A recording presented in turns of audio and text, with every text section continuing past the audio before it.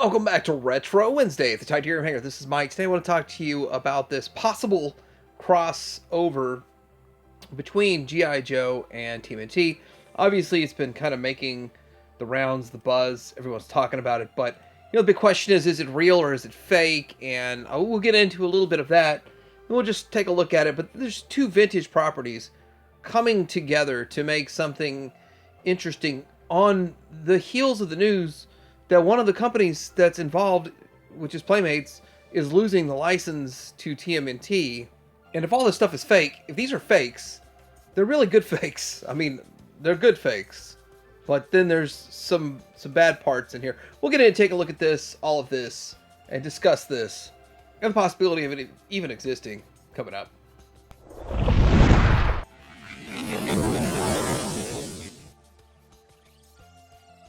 So my first seeing this was this thumbnail, and it was Full Force Podcast, and I didn't really watch a whole lot of it. I just got the gist of it real quick, and I was just like, well, it's definitely not for me, and move on. I didn't think a whole lot of it until so many other people were making a fuss about it's probably not real. It might not even happen, and the vehicles are part of the dead giveaway. And so with all of that, there's a few things to look at here. So one of the things that's kind of funny is it says it's coming in April. We've seen this before.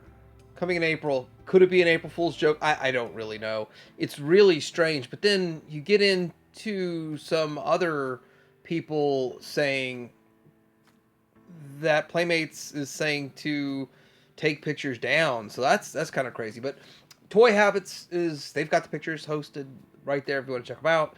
And they're the ones with the information on the date, which I didn't know that one so much. But anyway, it's kind of interesting whether this is going to come to fruition or not.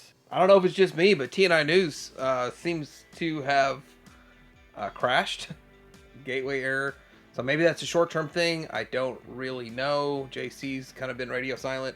So curious if they've changed their URLs and all that. But fascinating. Is this all involved? Maybe, maybe not. Just coincidence. So what exactly is all this fuss over? Like, why is this even a thing?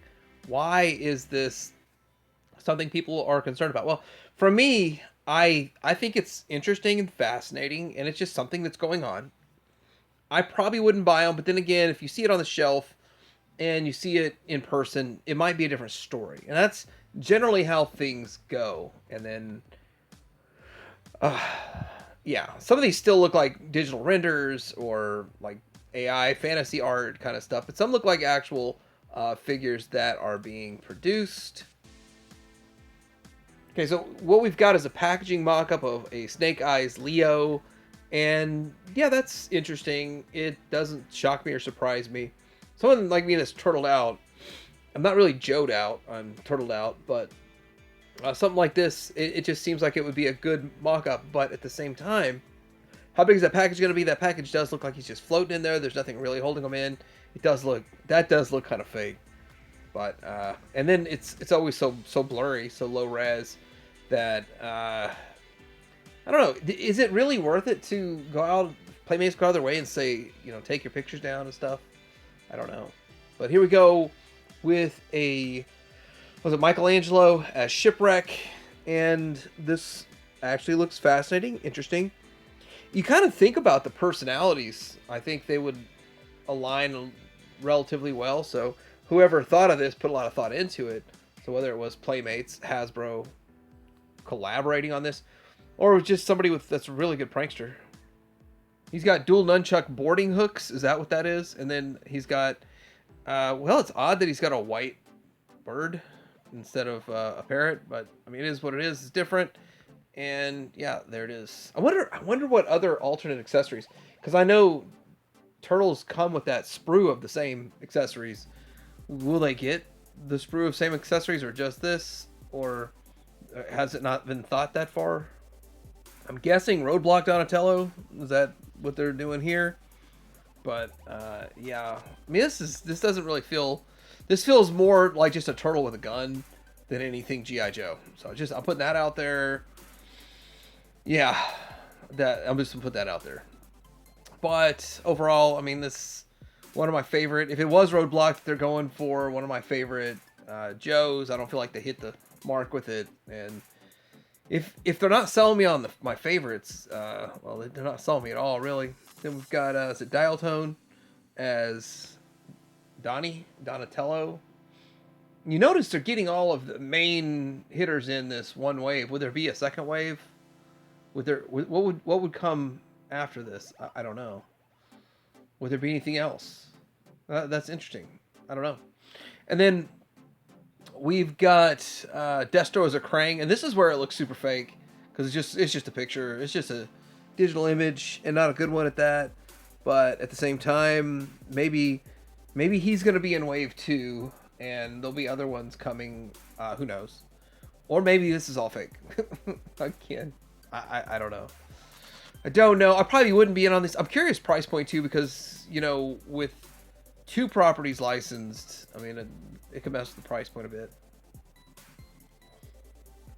Then we've got Shredder as Cobra Commander, which makes sense. That definitely makes a lot of sense to do it like that. So I'm a sucker for Shredders, and I really like Cobra Commander, especially the classic Cobra Commander. So that might be one sell for me. I buy most of the Shredders that are out there. And then we've got a Rocksteady and a Bebop. I'm not sure on all of that, what they're trying to go with there. Of course, Dreadnoks, but let me go back to the big picture here and zoom in on that. So we've got another cartoony look here for one of them, and that would probably be in a second wave, or just I don't know. There's really no explanation, but that would make sense.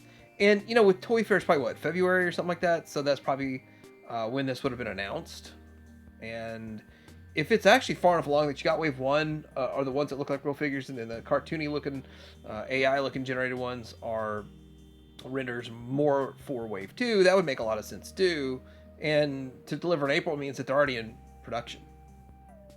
This is what gets a lot of people really confused or upset or irritated, or maybe excited, is the vehicle that came out of nowhere. So this is more or less like a turtle, kind of a crossover between their blimp in a way and a crossover to the Dragonfly, and it almost just looks like a straight up Dragonfly that's been turtleized, turtlelated. I don't know what's the cowabunga phrase for that, but it looks like it's got a whole lot of play features. Would be a lot of fun, I guess, for a kid to play with.